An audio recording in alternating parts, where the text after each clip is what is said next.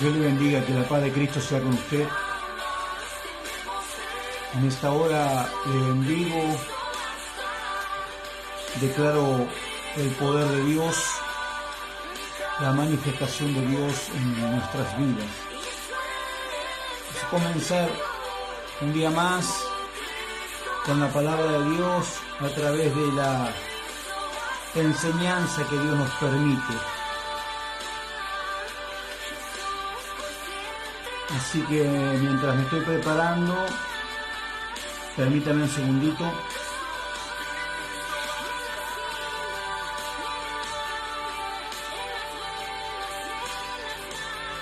Bien, gloria a Dios. Sergio Urbano Gómez, ¿cómo estás, hermano? Bendiciones.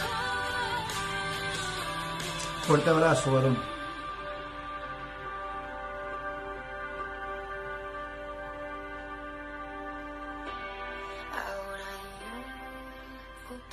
Vamos a bajar un poquito esto.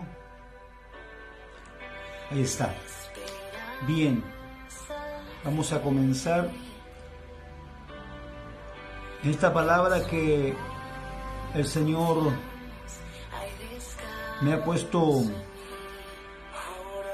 a hablar esta mañana en la serie Íntimos que estamos haciendo, y quiero compartir con usted esta palabra que hemos puesto por título El poder de la sangre. María Barroso, te bendigo, amada, en el nombre de Jesús. Este fin de semana voy a estar allí en Villa Mercedes y en Justo Dará. Vamos a estar ministrando con el pastor Nelson Basirca allí y también con el apóstol Abel Suárez. Así que vamos a estar allí. Moni Sosa, te bendigo, abrazo grande. Apóstol Carlos, bendiciones, mi hermano, que la paz de Cristo sea contigo.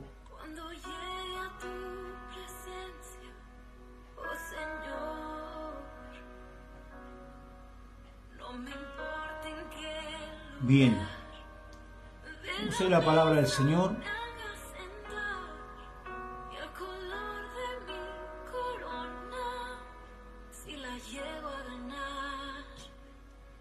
Dice, quiero que vayas al libro de los Hebreos, la carta a los Hebreos.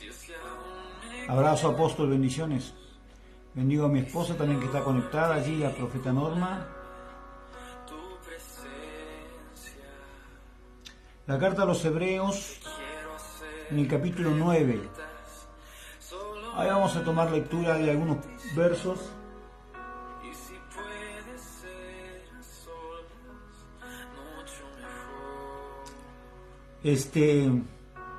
Tomo lectura en el capítulo 9 de Hebreos,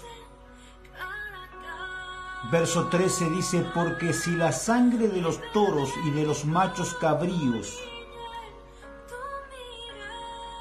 y de la ceniza de la becerra rociada a los inmundos santifican para la purificación de la carne, cuánto más la sangre de Cristo, el cual mediante el Espíritu Eterno se ofreció a sí mismo, sin manchas a Dios, limpiarán nuestra conciencia de obras muertas para que sirváis al Dios vivo.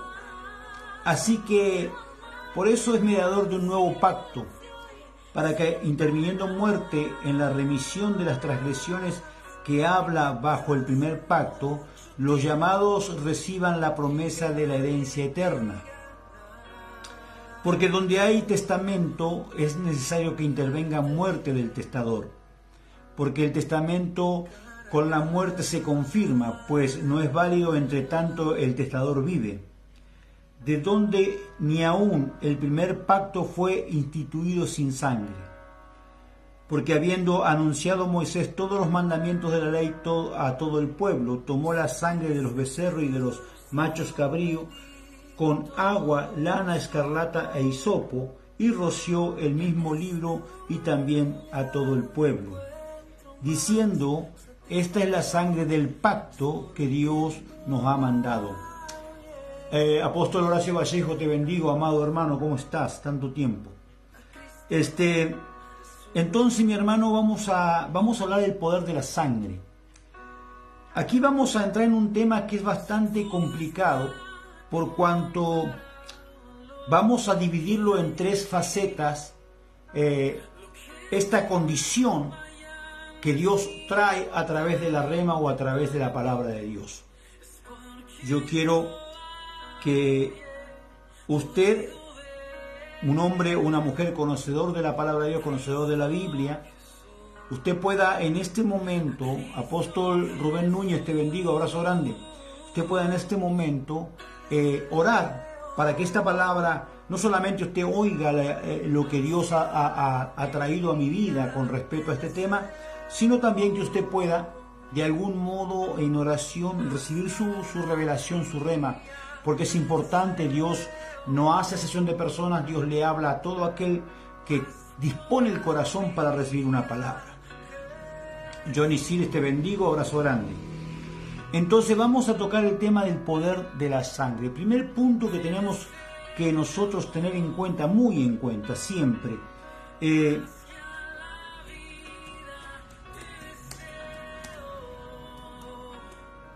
permítame un segundo. Tenemos que saber que la sangre es la sangre del pacto. Tanto en el Antiguo Testamento como en el Nuevo Testamento, ambos sacrificios hablan del pacto eterno, el que es a través de la revelación de la palabra de Dios para nosotros. Entonces, mi hermano, yo quiero que usted preste atención a esto. Edwin Zambrano, te bendigo, amado hermano. La paz de Dios sea contigo. Estamos hablando el tema, el poder de la sangre. El poder de la sangre radica en que es un pacto. La palabra pacto dice que es un acuerdo entre dos o más personas que obliga a ambas a cumplir una serie de condiciones. Condición que se ha de cumplir en virtud a este acuerdo. En la Biblia, ¿qué significa pacto? Para los protestantes, es decir, para nosotros, los cristianos evangélicos, la palabra protestante habla de aquellos que están en contra de la doctrina católica apostólica romana desde la perspectiva de una revelación diferente. Cuando usted habla de protestante, está hablando de personas que entendieron el mensaje bíblico desde una mirada muy diferente a la que tiene el catolicismo. De ahí nacieron grandes hombres de Dios, de los cuales también se derivó el evangelio que hoy predicamos. Entonces, dice que para los protestantes el término de pacto es el compromiso con Dios por medio de Jesucristo para la salvación. Es lo que estábamos diciendo. La sangre representa a un pacto que en la Biblia dice el nuevo pacto, algo que se reformó, que se mejoró. El pacto antiguo estaba detallado a través de la ley para justicia, para equidad, pero con una facultad tan poderosa que era imposible cumplir por nosotros los seres humanos. Por tanto, Dios envía a su Hijo en un pacto, en un nuevo pacto, para mejorar el pacto en beneficio de nosotros. La Biblia dice, el que a hierro mata, a hierro muere. Ley, o sea, si hiciste algo malo, con eso, listo, estás perdido. Pero viene Cristo y dice, con la medida que midas, serás medido, dándonos la oportunidad en el perdón de los pecados, pagando el precio Él a través de este pacto, que tenemos la posibilidad de volver a intentarlo. Antes era, fallaste y hasta ahí llegaste. Hoy tenés la oportunidad porque abogado tenemos para con el Padre. Entonces el pacto que nos fue entregado nuevo tiene que ver con ese poder que rompe. Escúcheme, es tan poderoso el nuevo pacto, es tan fuerte, tan glorioso, que aún la ley, la cual la misma Biblia dice que la ley de Jehová es perfecta y convierte el alma, o sea, que para convertir el alma necesitamos la ley de Dios.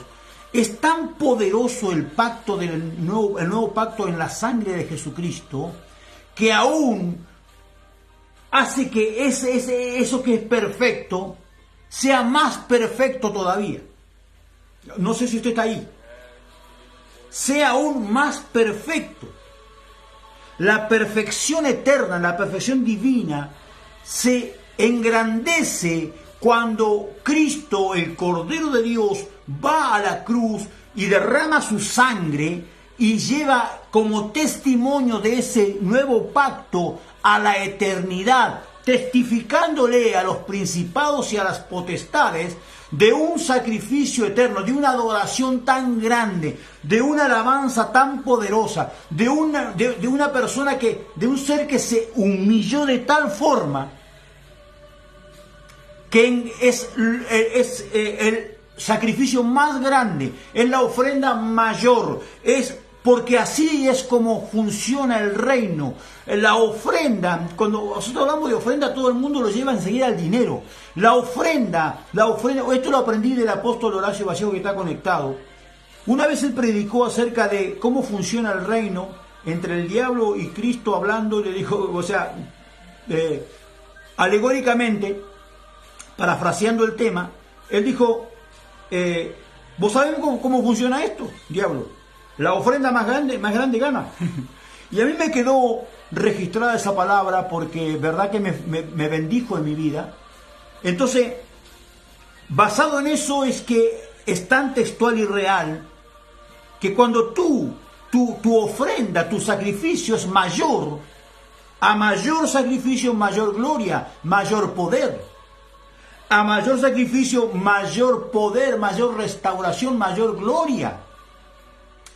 Cuando tú vas a ayunar, tú vas a sacrificar, tú vas a hacer una adoración en sacrificio, tú vas a hacer morir tu carne sacrificándola para entregar la mayor ofrenda. Por eso que mientras más días que tú ayunas, tu sacrificio es mayor. Cuando tú oras y tienes constancia en la oración, tú estás sacrificando oración, tú estás elevando una adoración perfecta para Dios, porque estás haciendo morir, porque a la carne no le gusta orar, estás haciendo morir la carne a través de la rodilla, a través de estar en la presencia de Dios.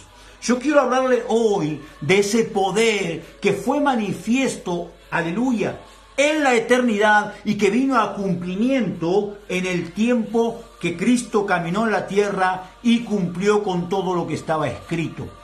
Usted tiene que saber que lo primero sacrificado fue la palabra. La palabra se sacrificó para luego traer a cumplimiento en la tierra a través de Jesús, que fue la manifestación que nosotros recibimos. Jesús fue la puerta para que podamos nosotros adquirir esa bendición de ese poder sobrenatural. Cuando tú eres un hombre íntimo, porque esta serie se llama íntimo, cuando eres un hombre íntimo del Espíritu, tú entiendes el poder que te fue otorgado.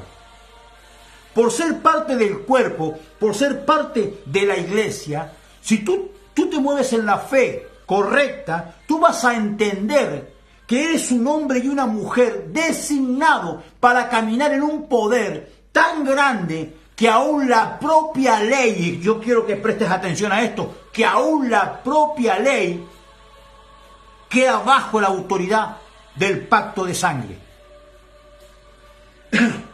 Usted esto lo puede llevar a diferentes estados teológicos. Me recuerdo alguna vez hablando con unos doctores en teología de la universidad donde, por gracia de Dios, soy licenciado.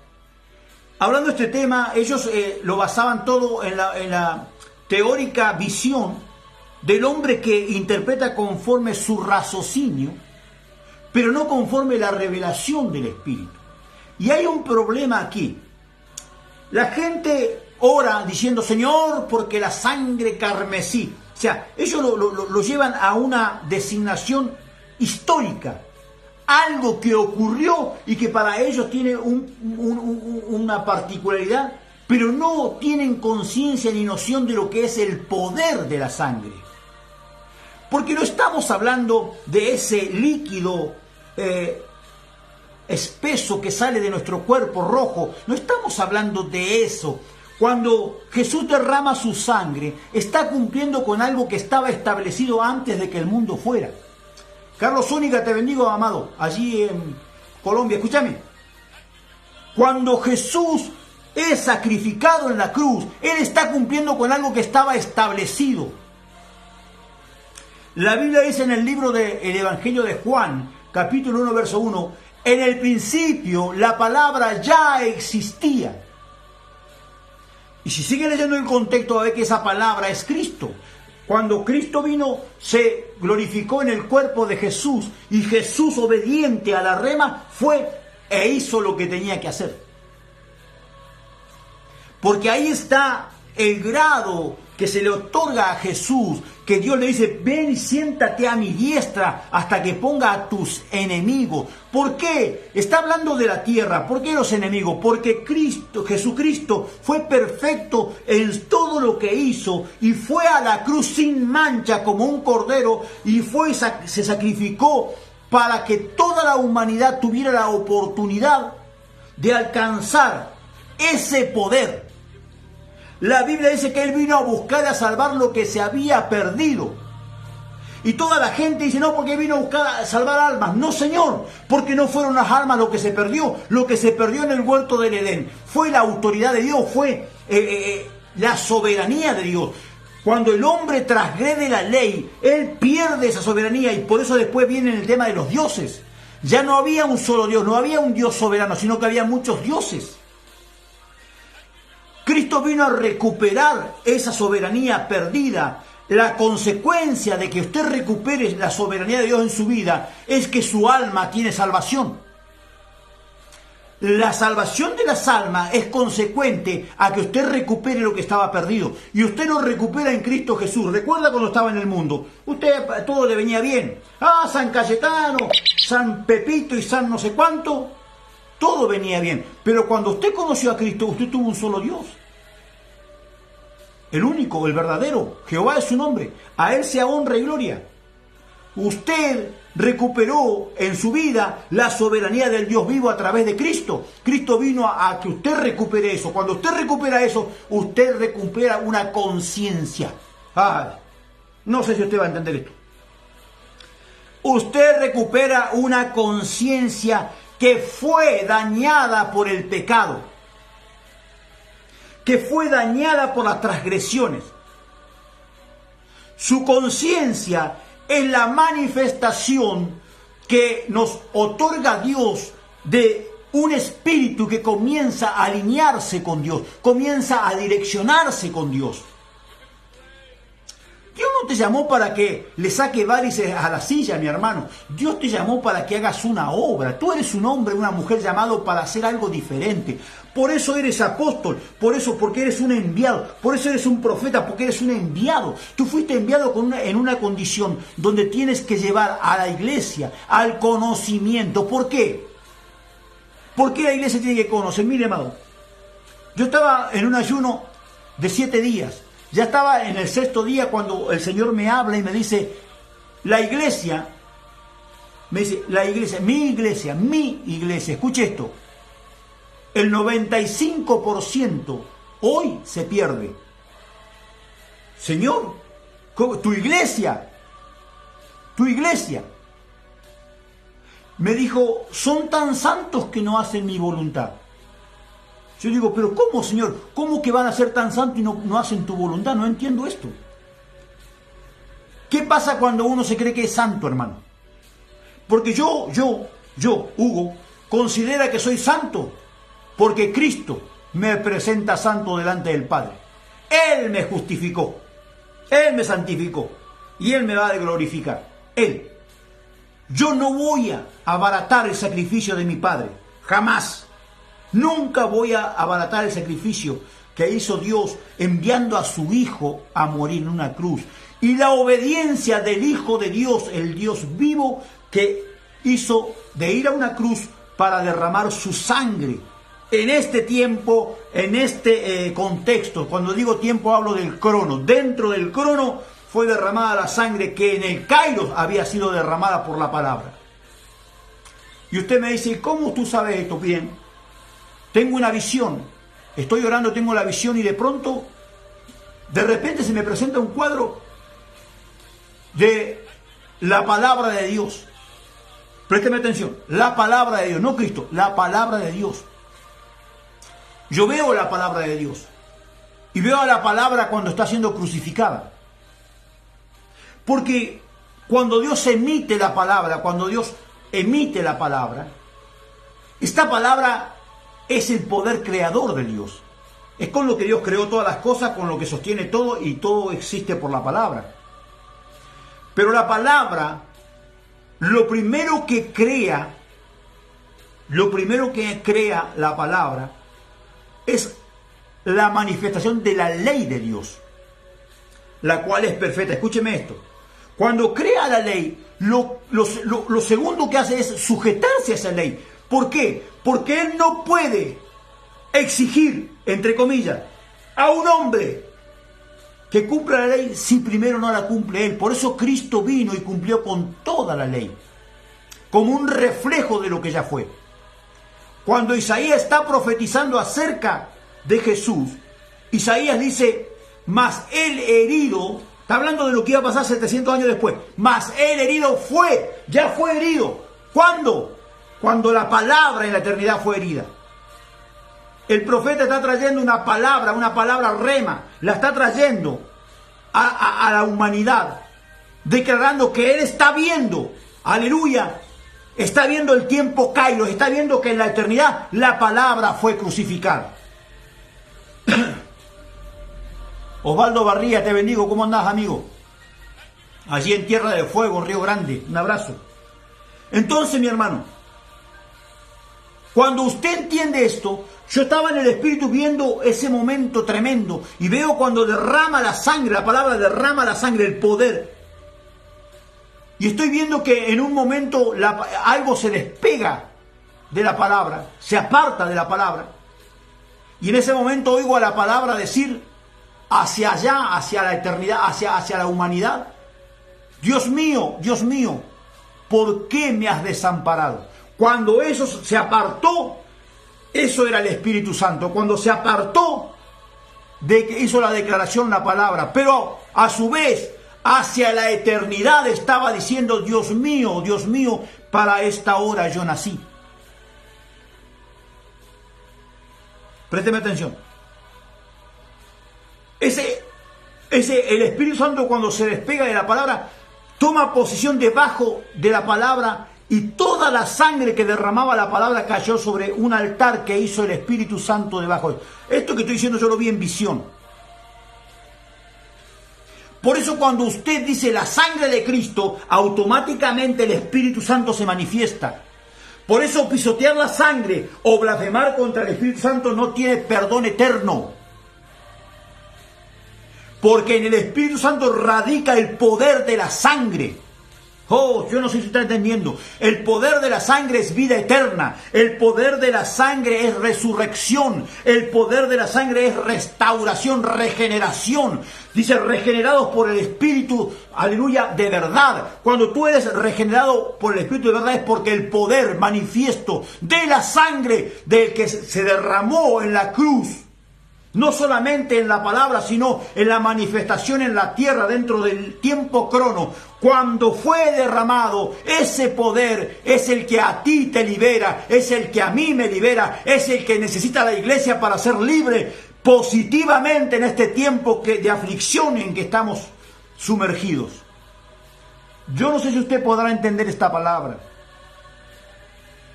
Vuelvo y reitero lo que dije al principio: la teología muchas veces nos lleva a diferentes puntos. Y a lo mejor usted tuvo su revelación y yo respeto eso. Pero yo debo hacer lo que me fue mandado a hacer. Cuando usted no entiende cuál es el poder de la sangre, usted no sabe la autoridad que le fue entregada. Usted no sabe quién es en el camino, no tiene identidad de reino. Nosotros, por la misericordia de Dios, somos personas que a donde entramos, amado, la gloria de Dios nos acompaña. Y sea la alabanza para el Señor. Nos acompaña. ¿Por qué? Porque entendimos quiénes somos y qué nos fue entregado. ¿Qué fue lo que nos fue entregado? ¿Quién lo entregó? Cristo, el Señor. En el libro de Apocalipsis, escuche esto. En el capítulo 7, 14, verso 14, dice: yo les dije, Señor, tú lo sabes. Y él me dijo: estos son los que han salido de la gran tribulación y han lavado sus ropas y las han emblanquecido en la sangre del Cordero. La sangre del Cordero. ¿Qué hizo la sangre del Cordero? Emblanqueció tus vestiduras, te santificó. La sangre del Cordero. Pero a mí lo que me impacta, amados hermanos, es que a veces por la ignorancia de no saber qué es lo que nos fue entregado, no entendemos qué es lo que viene. Cuando nosotros, la Biblia dice: pero cuando venga el Espíritu de verdad, Él te llevará a toda verdad, porque no hablará de lo suyo, sino que hablará todo lo que ha oído y aún las cosas que han de venir. Cuando tú hablas por el Espíritu de verdad, tú sabes, aleluya, a qué te estás parando, hacia qué te estás direccionando y por qué estás en este camino. Tú entiendes el propósito de tu vida. Présteme atención a esto. Cuando Jesús dice: estos son los que han salido de la gran tribulación, tú no puedes salir a donde no entraste. No puedes salir de la gran tribulación si nunca estuviste ahí. Entonces significa que la iglesia va a atravesar la gran tribulación, porque de ahí van a salir aquellos que han emblanquecido. Ahora, esta gran tribulación, mi amado, ¿es algo espiritual o es algo natural? Y ahí está el problema, que la iglesia contemporánea, la iglesia carismática contemporánea o la iglesia almática, lo primero que hace es tomar todo literalmente y llevarlo a nuestro tiempo, y la Biblia está trayendo una palabra profética desde lo espiritual hacia lo espiritual. Cuando habla de la gran tribulación, habla de una tribulación. Si usted lee el capítulo 24 de Mateo, se va a encontrar con dos tipos de tribulaciones. La una es para la gente que no conoce a Dios y la otra es para la gente que sí conoce a Dios. Tanto el capítulo 9, el versículo 9 como el versículo 21 y 22, usted va a leer cómo Dios nos prepara para algo que viene como creyente y también lo que va a ocurrir con la humanidad. Cuando habla acerca de la humanidad, toda aquella que no conoce a Dios, habla de desesperación, habla de vivir enrejado, tu casa llena de rejas. Vas a lugares, yo conocí varios países, gracias a Dios, y en cada país vos ves, son cárceles que parecen que tienen libertad, pero viven enjaulados. En Colombia, hermano, todo rodeado de rejas, nadie, porque tienen miedo de todo, porque Colombia es un lugar donde Satanás se manifiesta muy fuerte, con el espíritu de muerte, asesinatos y todo ese tipo de cosas. Entonces, la gente está atribulada. ¿Por qué tiene rejas? Porque tiene temor, vive con miedo, vive con desesperación. ¿Qué va a pasar? ¿Qué no va a pasar? Estábamos en Colombia, allí en Barranquilla, a 50 metros vino un sicario, estaba la esposa sentada afuera en la reja, le apuntó, le abrió la reja, le dijo que se quedara callada, entró para adentro, fue al marido, pum, 6 tiros al marido y se fue como si nada. Y está todo bien, toda la gente cree que está todo bien. ¿Por qué? Porque la gente vive atemorizada, la gente vive con temor, nadie se mete. Te pueden ver que te estás muriendo ahí, pero nadie se mete. ¿Por qué? Porque la gente tiene temor. Vas a Bolivia, pasa lo mismo, vas a Perú, pasa lo mismo, vas a Ecuador, pasa lo mismo. O sea, en Argentina pasa lo mismo, mi hermano. Entonces nosotros hablamos de la gran tribulación sin conocimiento. ¿Pero por qué? Porque no sabemos diferenciar. Escuche esto. Estos son los que han salido de la gran tribulación y han lavado sus ropas y las han emblanquecido. Está hablando de lo que ocurrió espiritualmente. ¿Cómo puede ser que tomes los que han salido de la gran tribulación natural para tomar espiritualmente lo siguiente? No, todo el verso es espiritual. Entonces, para aquellos que durante años han dicho: sí, pero lo dijo fulano, no me importa quién lo dijo, yo me equivoco, y él también se puede equivocar. Y porque si se equivoque no quiere decir que yo voy a considerar que no es siervo de Dios, sigue siendo siervo de Dios. Usted y yo, si ha leído Biblia y si entiende el Evangelio de este tiempo, usted va a saber de quién estoy hablando. Gente que enseñó, escribió libros diciendo que nosotros no íbamos a entrar a la gran tribulación. Y toda la iglesia hizo lo mismo, se hizo eco de lo que dijo, sin discernir, sin siquiera, escúcheme, sin siquiera poder pedirle a Dios revelación de la Biblia, hermano, de la palabra escrita, del logo. Apóstol Javier Sosa, te bendigo, varón. ¿Me está entendiendo? Usted tiene que aprender, primeramente, que la Biblia es un mensaje escrito de una historia que tiene connotaciones espirituales profundas, de revelación. Si el Espíritu de verdad no te lo revela, porque es el único que te va a llevar a la verdad. Usted puede leer la Biblia. Yo conozco gente que 40, 50 veces ha leído la Biblia. ¿Y? Si no tenés revelación. Cuando tenés revelación con una vez basta. Pero cuando no tenés revelación podés leerla toda una vida. Que nunca vas a entender lo que Dios quiere de ti, ni lo que Dios quiere de la humanidad. Diga aleluya, diga gloria a Dios, diga ay, diga algo.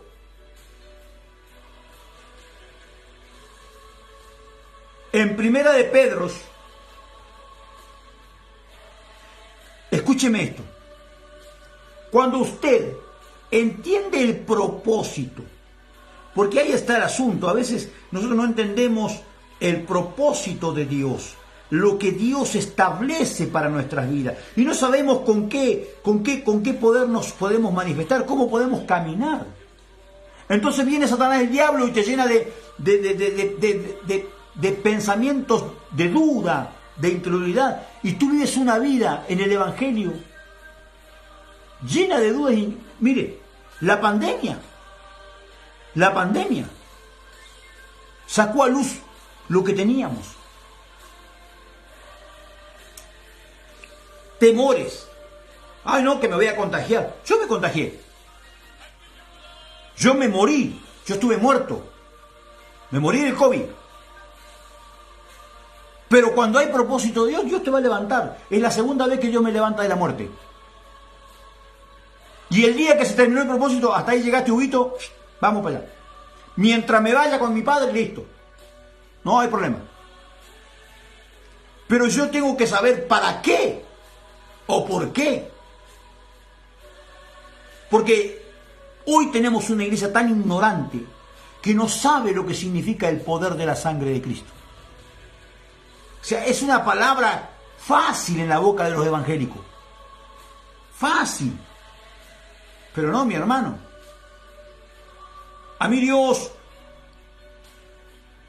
Víctor, allí en Cali, Colombia, en Jumbo, un abrazo grande, mi hermano. A mí Dios me ha llevado a diferentes estados tan grandes. Me recuerdo la vez que estaba en Colombia orando, y de repente Dios me saca de mi cuerpo y me lleva a la eternidad. De pronto me encuentro, hermano, en una inmensidad. Miraba, era como que mis ojos estaban multiplicados, porque miraba, hermano, llegaba lejísimo con mi vista, pero no podía ver el fin.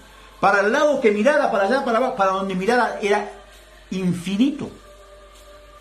Y yo sabía que Dios estaba conmigo, estaba atrás mío, yo no lo podía ver, pero sabía que estaba ahí.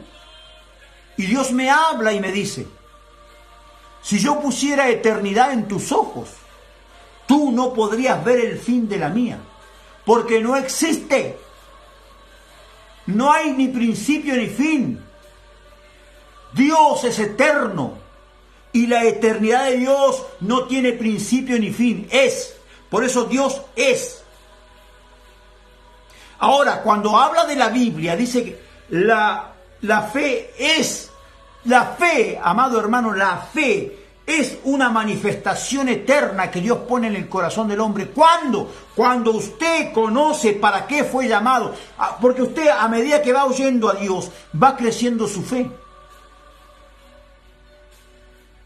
Yo tuve la gracia y la misericordia de Dios que cuando Dios me llamó con voz audible. Porque a mí Dios me llamó con voz audible estando en una congregación. Yo oí la voz poderosa por 2 veces que Dios me llamaba. No, como si me hubiera estado hablando alguien ahí que hablaba fuerte. Yo escuché. La primera vez resonó como si retumbara, y la segunda vez fue como dice la Biblia, el silbo apacible, como algo sin. Así me llama Dios. Y he tenido encuentros con Dios tan poderosos. Yo he oído la voz del Espíritu, no solamente audiblemente, también en mi corazón. He visto visiones, y a través de visiones Dios me ha hablado de una forma tremenda. Yo no hablo porque tengo ganas, yo hablo porque he tenido encuentros con Dios. Nicolás Petit, te bendigo, hermano, ¿cómo estás? Allí también en Tierra del Fuego, Río Grande. Che, hay varios de Río Grande ahí. Entonces, mi hermano, cuando yo entiendo lo que significa el poder al que fui llamado, porque usted, esto es lo que usted tiene que tomar conciencia. Usted fue llamado a caminar de poder en poder y de gloria en gloria. Usted no fue llamado a hacerle peso a la tierra. Pero mientras usted sigue dudando y dale con la duda, ¿qué pasa? Que es lo que me dijo el Señor. Estos son tan santos que no me creen. Digo, ¿cómo, Señor? Y el Señor me dijo, es simple. Cuando alguien le habla algo, dicen, ¿será de Dios? Listo, dudaste. ¿Será? ¿Por qué? Porque queremos analizarlo conforme a nuestra propia teología. Desde un humanismo que perece. Nosotros somos finitos, tenemos principio y fin. Pertenecemos al tiempo crono que nace y muere. Pero el Cairo de Dios es eterno. Y la palabra es eterna. La Biblia dice que la palabra es eterna. Entonces, cuando la palabra se revela a tu vida, trae eternidad. Y no lo podés razonar con tu mente finita, porque es imposible. Debes dejar que el Espíritu sea, para que el Espíritu revele la verdad. Está escrito, el Espíritu de verdad te lleva a toda verdad. Cristo dijo, yo soy el camino, la verdad y la vida. Yo soy la verdad. Cuando Cristo está hablando, porque hay una cosa que nosotros tenemos, hay cosas que Jesús de pronto las habló de manera terrenal, pero en su mayoría de las veces Jesús habló siempre una palabra del Espíritu. Eso fue lo que hizo que los sacerdotes de la ley, que los fariseos, y este no es el hijo del carpintero, ¿de dónde saca esta sabiduría? ¿De dónde habla esto? Porque no podían entender la sabiduría con que hablaba, porque él no hablaba palabras sabias de la tierra, él hablaba palabras de la sapiente mente de Dios. Él dice, nada puede hacer el hijo sino lo que ve hacer a su padre. Ahora, él lo hacía, nosotros en él, en Cristo Jesús, tenemos que tener la misma habilidad. ¿Por qué? Porque somos su cuerpo, somos parte de su iglesia. Una vez, un varón, 53 años de ministerio, escúcheme esto. Le dice a un pastor, yo no sé estos que andan diciendo, Dios me dijo, Dios me dijo, Dios me dijo. Yo tengo 53 años de ministerio y nunca lo oí a Dios. Y yo dije, ¿y qué hizo durante 53 años este hombre? ¿Qué estuvo haciendo? Porque la verdadera oración no es que tú le hables a Dios. La verdadera oración es que tú le oigas a Dios. Acércate más para oír que para hablar. Hola.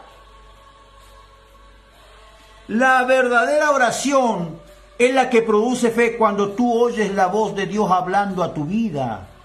Cuando se te revela Dios, cuando hay una palabra revelada que nadie ha predicado y rompe la cabeza para llevarte a un estado espiritual mayor. Porque yo te voy a decir algo, cualquier tipo de revelación que se haga, si no lleva a la persona a un grado mayor espiritual, estamos en el horno, hermano. Estamos, porque Dios nos llamó a que fuéramos instrumentos de Dios para hacer crecer a la iglesia. Yo quiero que usted me acompañe allí al libro de de Efesios, en el capítulo 4. Ayer también leí estos versículos, por eso es importante que usted los lea. Yo lo voy a leer en la Nueva Traducción Viviente porque esa versión es muy, muy clara, verdaderamente tiene un grado mayor aún desde mi punto de vista con respecto a las otras versiones. Dice así, capítulo 11, esto lo hemos leído, lo conocemos, dice, escuche esto. Ahora bien, Cristo dio los siguientes dones a la iglesia: el apóstol, el profeta, los evangelistas, los pastores y maestros. Acá viene lo importante, verso 12. Ellos tienen la responsabilidad de preparar al pueblo de Dios. ¿Cuál es nuestra tarea? Preparar al pueblo de Dios. Escuche esto. Dice, para que lleven a cabo la obra de Dios. Yo debo preparar a la iglesia para que lleve a cabo la obra de Dios. Yo no debo llevar a cabo la obra de Dios. Yo debo preparar a la iglesia porque tengo un llamado. Soy un ministro, ¿para qué? Para preparar, escuche esto, al pueblo de Dios para la obra de Dios, y edifique la iglesia, escuche esto, edifique, es decir, el cuerpo de Cristo. Verso 3, escuche esto. Ese proceso, ¿cuál es el proceso? De preparar al pueblo de Dios para que edifiquen la iglesia. Ese proceso continuará hasta que todos alcancemos tal unidad en nuestra fe y conocimiento del Hijo de Dios, que sean maduros en el Señor, es decir, hasta que lleguemos a la plena y completa medida de Cristo. ¿Por qué siguen habiendo apóstoles? Porque no hemos alcanzado la medida de Cristo. Hola. ¿Por qué siguen habiendo profetas? Porque no la hemos alcanzado. Y mientras no alcancemos eso, ese proceso, el que nosotros los ministros tengamos que enseñar, a preparar al pueblo de Dios para que hagan la obra de Dios, va a continuar mientras no alcancemos la estatura de Cristo. Y para alcanzar la estatura de Cristo, amados hermanos, yo quiero decirte que será el día, Dios mediante, que nos encontremos delante de Él en la eternidad. Usted puede estar de acuerdo conmigo o no, ya ahí son 5 pesos aparte, pero yo debo ser consciente, y usted debe ser consciente, que yo no hablé cosas mías, hablé cosas que están escritas en la Biblia, solo que a mí Dios me la mostró de una forma que de repente a usted no.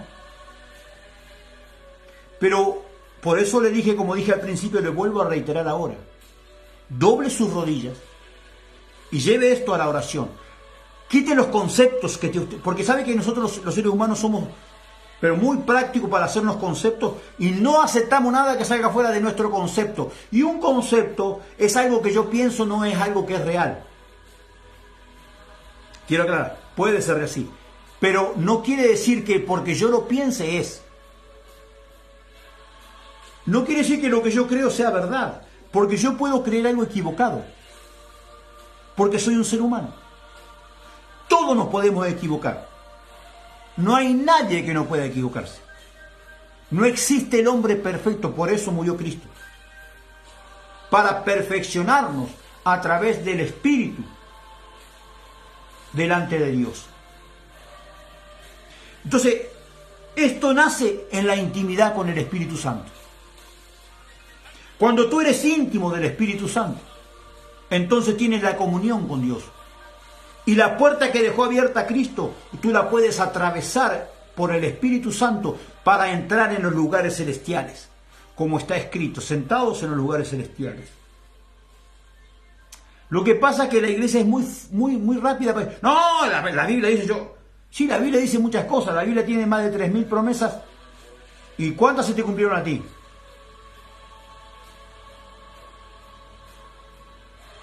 A mí se me han cumplido solamente las promesas que Dios me hizo a mí. La Biblia tiene muchas promesas, pero se cumplieron las que Dios me hizo a mí, Dios a mí, personalmente. La gente cree que porque está escrito en la Biblia, todo te pertenece a vos. No, mi hermano, vos tenés que entender esto. La Biblia, por eso yo siempre enseño esto, la Biblia no es la palabra de Dios, la Biblia es palabra de Dios. ¿Por qué es palabra de Dios? Porque fue inspirada por el Espíritu Santo a hombres con fe que creyeron y la estamparon en la letra. Pero no es la palabra es Cristo. La palabra es Cristo. Y la Biblia justamente nos revela a Cristo como palabra. La Biblia es el fundamento de tu fe. Es el libro que te va a direccionar para tu fe, para que tu fe crezca y llegues a la fe. ¿Me estás escuchando? Pero tú tienes que edificar sobre el conocimiento básico que la Biblia te entrega. ¿A través de qué? A través de la revelación del Espíritu. Entonces tú vas creciendo porque la Biblia se te va revelando. Usted, vamos a poner un ejemplo que lleva 10 años de cristiano. Hace 10 años, tú no tienes el pensamiento ni el conocimiento que tienes hoy. Fuiste creciendo, edificando sobre el fundamento. Cuando la Biblia dice el fundamento de apóstoles y profetas, no está hablando de que el apóstol y el profeta son fundamento de nada. Eso no dice la Biblia. ¿Y cómo sabe? Porque es muy simple. Usted lea la Biblia con revelación. Viene Jesús caminando y vienen los discípulos siguiéndole. Y se detiene Jesús y los mira y dice, ¿y quién dice la gente que yo soy? Y no, algunos dicen que tú eres Elías. El otro, no, dicen que eres Juan el Bautista. No, que eres algún profeta. Esto es Maleín Hugo, ¿no?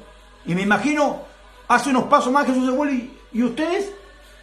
¿Quién dicen que yo soy? Imagínense el cuadro, cuando le dijo así, le dijimos lo que nosotros también pensamos, que podía ser Elías o algún, porque ellos también lo pensaban. Porque para todos, él era el profeta de Nazaret. Era un profeta. Pero de repente salta Pedro y dice, tú eres el Hijo del Dios viviente. Jesús le dice, bienaventurado eres, Simón, hijo de Jonás, porque no te lo reveló sangre ni carne, sino mi Padre que está en los cielos. Y yo digo también de ti, que tú eres Petra,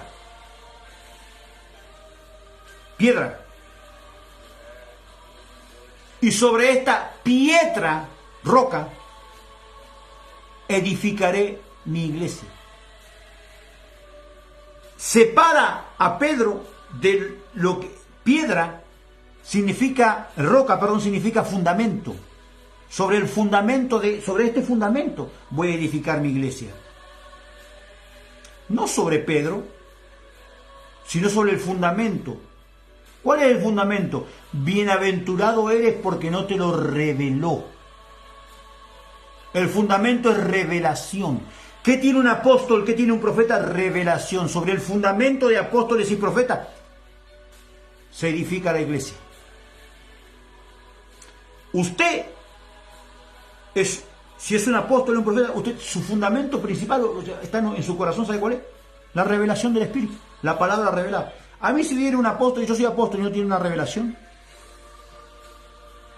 Cristina, María Montesino, te bendigo.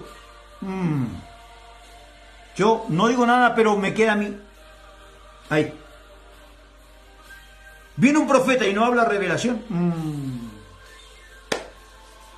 La Biblia dice que el fundamento de apóstoles y profetas es la revelación del Espíritu, sobre la cual es edificada la iglesia. ¿Por qué la iglesia pasó lo que pasó? La época del oscurantismo, todas las transgresiones durante siglos. ¿Por qué?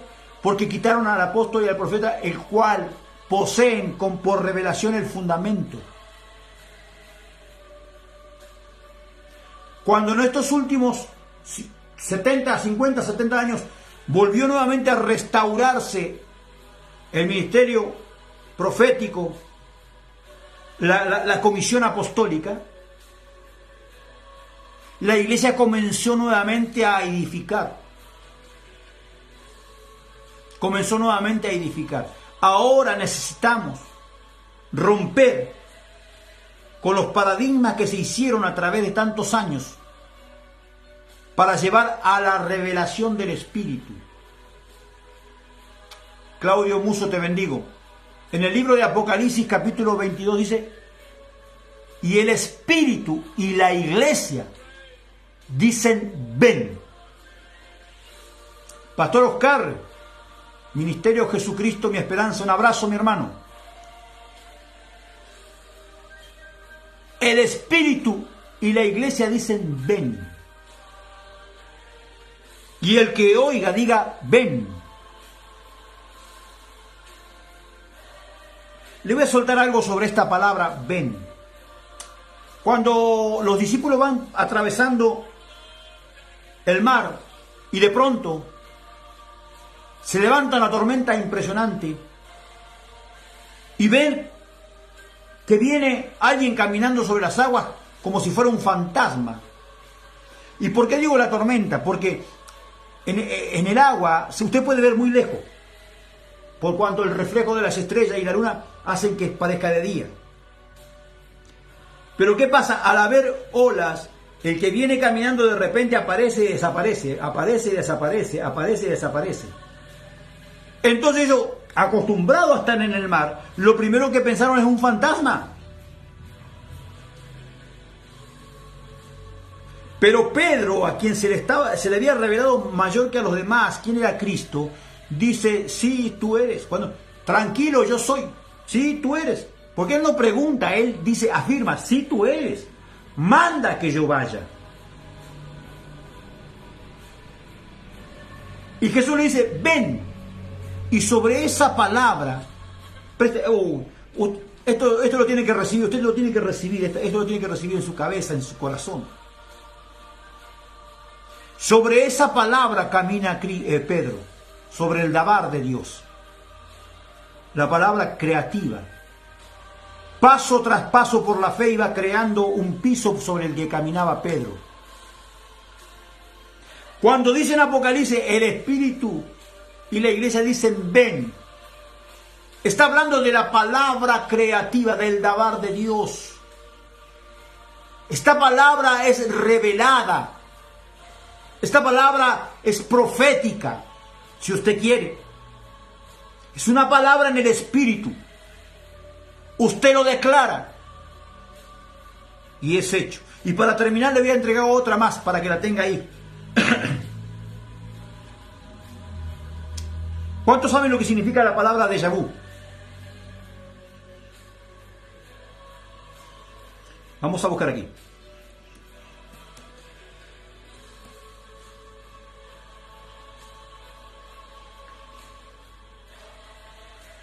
Dice que el significado, digamos, del diccionario dice sensación de haber pasado con anterioridad por una situación que se está produciendo por primera vez. ¿Cuántas veces usted ha dicho, sí, yo conozco esto, yo estuve acá? ¿Cuándo estuve? A mí me pasó cuando llegué a esta ciudad, hace más de 30 y pico de años. Cuando llego a esta ciudad voy al centro, yo ni siquiera conocía el Evangelio. Voy al centro, empiezo a mirar y digo, ¿y yo cuándo estuve acá? Yo estuve acá, yo conozco esto. Es más, dije yo, así, a la vuelta hay un reloj. Damos la vuelta y ahí estaba el reloj. Y digo, ahí vienen 3 chicas vestidas así. Las 3 chicas. Eso, el primer día que yo llegué a esta ciudad me pasó eso.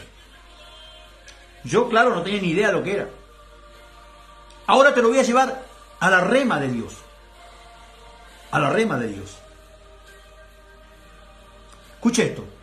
Tú tienes que saber que tú perteneces al tiempo crono. Es un tiempo que nace y muere. No puede volver atrás a menos que Dios como lo hizo con Josué. Si no, hermano, olvídate. Solo un milagro de Dios puede hacer que el tiempo se detenga o vuelva hacia atrás. Escuche esto. Hablo del crono, ¿no? Porque el crono es un tiempo creado. Dios creó ese tiempo. Dios lo creó. Ahora, ¿qué es lo que ocurre acá? Cuando tú estás orando, vamos a decir, tú estás orando, tú estás pidiendo algo, en el tiempo, Kairos se está formando para traer una respuesta a lo que tú estás orando.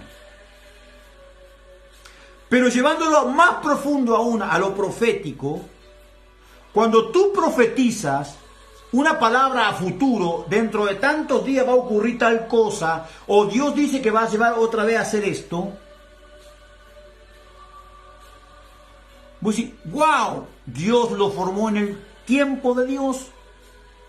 Hola, Sonia Ibarra, bendiciones. Y lo trajo a cumplimiento. Pero acá hay algo que es profundo, es la palabra de ciencia. Porque la palabra de ciencia revela tu condición actual o lo que ocurrió. Los adivinos utilizan espíritus inmundos para poder saber lo que ocurrió. Pero hay cosas profundas que pasaron en tu corazón, que el diablo no las puede saber, pero pasaron hace muchos años. Y el espíritu de repente te lo revela. ¿Cómo es lo que ocurre?